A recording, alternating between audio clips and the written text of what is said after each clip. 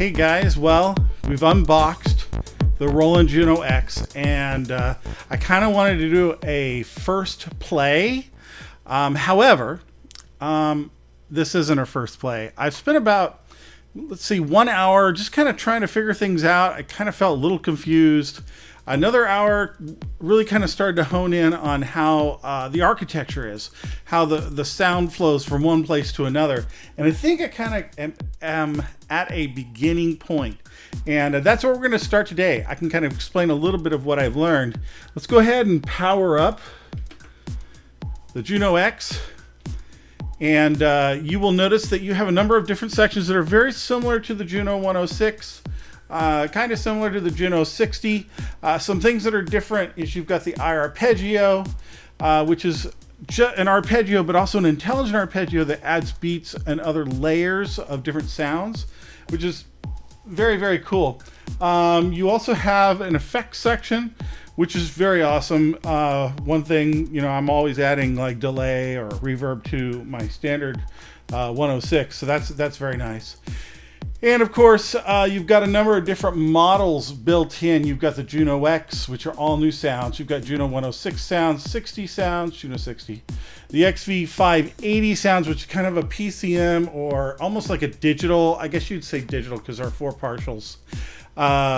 There's a lot of sounds, like 600 of those, and that's awesome. There's the RD pianos. If you're really looking for just a nice Roland piano, it's great. There's only about 6 of them. And that's probably what you would need, The vocoder, which I have not tried out yet. And then over here it says presets, which I think you can put all your presets, and then user sets. And there's an empty bank for anything you want there. Plus there's some empty, and it's all over the place. So that's very cool. You've got a couple different modes. You've got scene mode, which is where we're going to start. You've got individual part mode. In each scene, there are 4 parts that can play all at once. 4 parts plus a rhythm part. So that's very cool. That's part of one of the reasons that this really appealed to me, because I have a 106, but it just seemed like a synth that, if anything, would be fun to sit down and just play and have a rhythm going. It's got built-in speakers even, which are pretty good. They're not for live performance, but for feedback, and you're trying to keep things quiet. That's pretty cool. I've got those turned off, obviously, and with that, you've got a lot of great modern sounds. You've got I think the arpeggio and the rhythm building that I think more than anything gives you inspiration. I don't know if I want to use like a set rhythm that everybody else has for a song that I'm going to release publicly, but there you go. Let's start off. The first sound that comes up is the Juno X Synth One. It's this is part of a scene.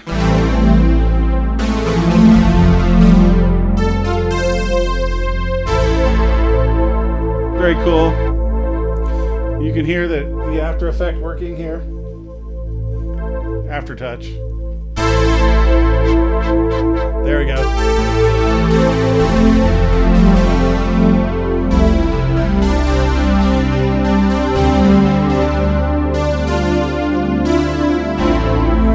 And each scene is set up a little bit different. Some of them are single sounds. Some of them are, you can set it up to 4, right? Some of them have split sections where you've got one sound down here and one sound up here, and you can set where that is. Some of them are dual, so when you play it, you hear both sounds.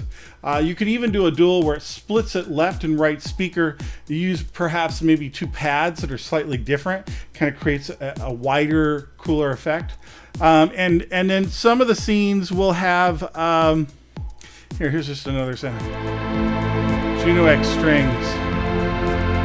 When you're in scene mode, you're not set to one particular model, not just the 106 or Juno X or Juno 106 or 60 or that sort of thing. When you're in part mode, you do. Nice. Okay.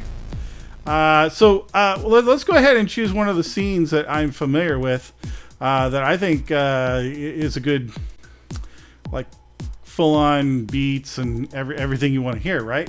So this is kind of cool. This one's called Dawnbeat. It's scene 0415, and you just hit it and it's going to start, drums and everything. That's pretty cool. So when you're in scene mode, it shows you kind of like the old Juno. You've got your part selected, right? This is scene 415. You switch over to part, it's just a different display. And what it's showing us is you've got two parts playing right now selected. These are actually selected, so if you made change, it would make changes to both of those. And this shows us which parts are on. So when you play, those instruments will play of those parts. We have more than that going. When you click here, it changes these four to the part level. So you can actually, I'm going to put this on hold, right? And you can, when it's part level, you've got R, which is rhythm. You can lower the part. Then you've got your part 4, and then 3, and then 2, and then none of them, right?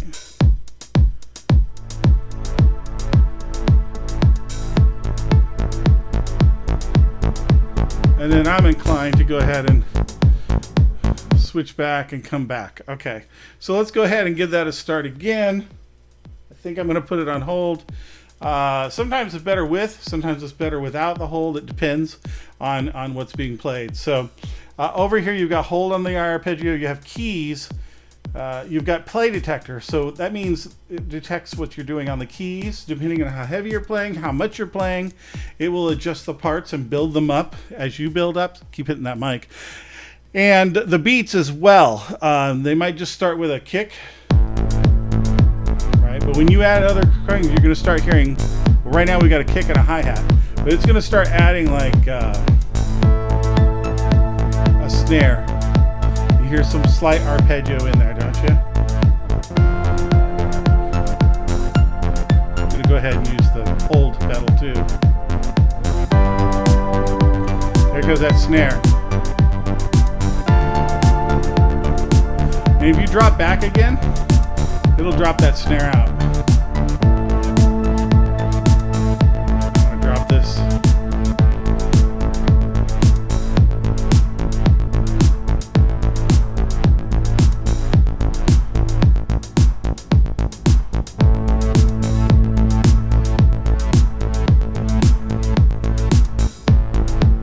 The snare dropped out. So one trick I learned is if you turn off the play detector when you say you build up to a point and you don't want that snare to drop out right now, you go ahead and turn off the beat detector.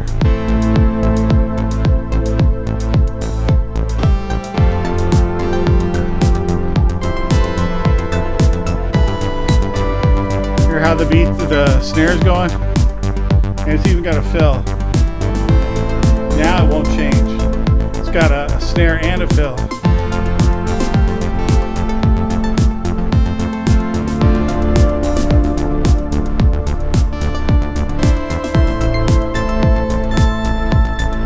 D4 off.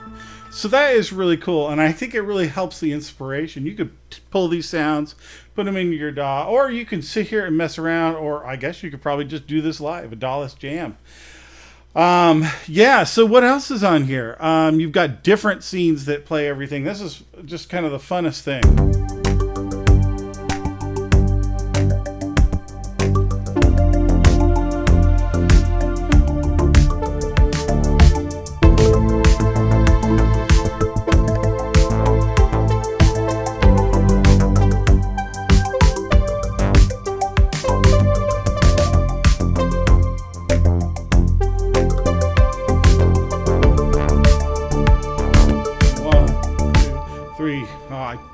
Wasn't holding it, so all right, very cool. But let's check out some of the like say pianos. That's kind of a chorused piano called MIDI Grand.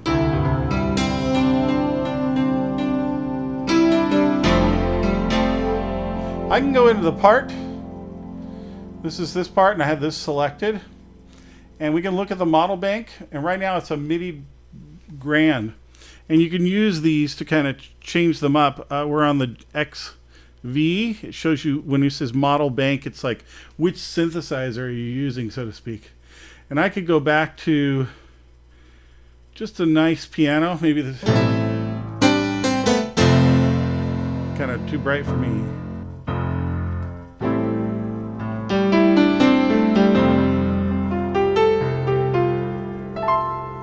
Or maybe I want to go to the RD pianos. Again, there's just about 6, but they're nice. Turn this up a little bit for you.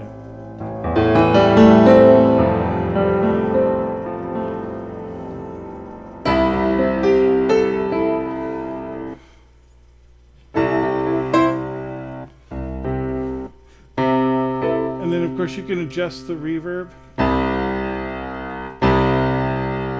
want more reverb time on that? That's very cool. Anyway, so you've got all sorts of stuff on there, like I said. And if you come back to the 60, you can choose all the sounds from the 60. It holds on to that last sound before you go to the other. Right? That's really nice. If we go back to the beginning, I see it's lower.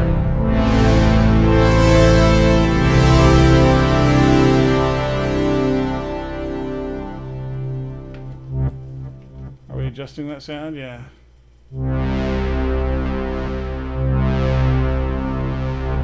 Very cool. Okay, so, or we can jump over to the 106 and hear the, oh, I turned on the wrong thing here, but model bank over to the Juno 106. Here's some of the basic.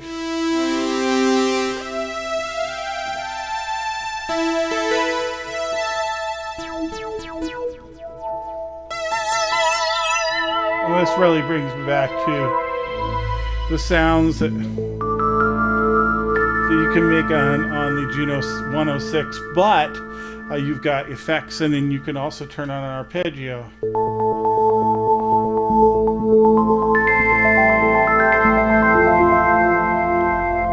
Maybe not the best sound.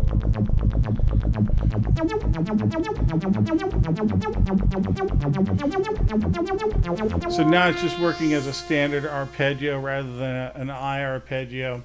You can adjust the tempo, you know, maybe more like. Maybe we can change the pitch. Let me bring in some sub off. This has already got some. Very cool.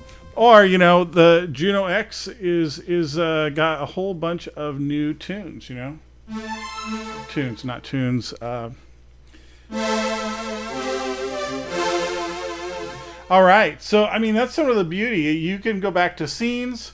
Again, the way this is set up is each scene has four tones to it, as well as a rhythm. You could be in here with one. Let's see. Let's go back to the Juno X Synth, the first scene that comes up, and as you know. You're like, well, what happens if I turn on the arpeggio? I can slow down the... Well, you can come back over here to the... Right now it's going up in 16th notes, but maybe we don't like that. And maybe we want a rhythm. There's no beat to this. Maybe we do want one. So I can come down here and turn on the rhythm. There's a kick.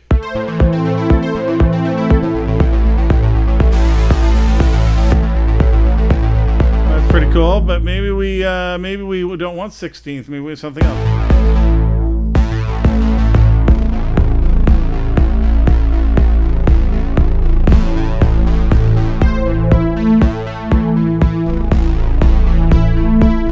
Maybe I want more than just a kick. There's a rhythm setting that allows you to add kick and hi-hats.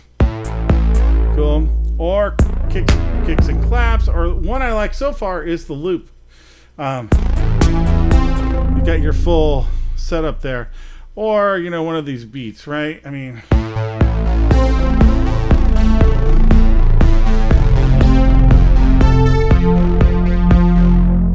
I want there to be more, but definitely. And these have different settings. Like if you go to the 808.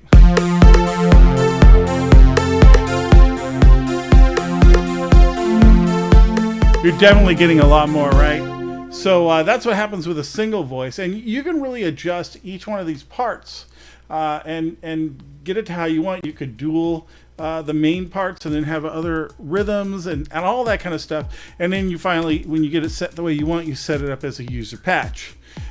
They've given you some to get started with, but you can switch it up and make those changes. So far, I'm pretty happy with it, and it seems like you can get right into it, the way you want. And once you kind of figure out how these buttons work and that sort of thing, it's really not so bad at all.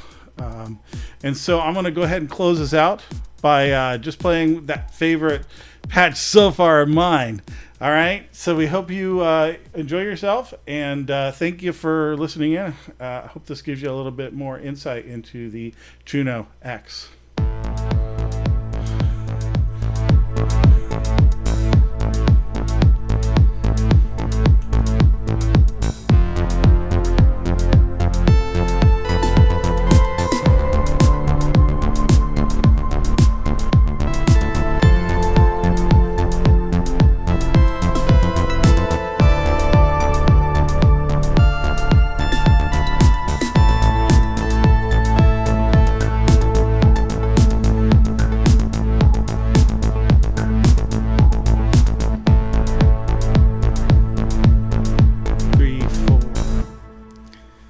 We'll see you guys later.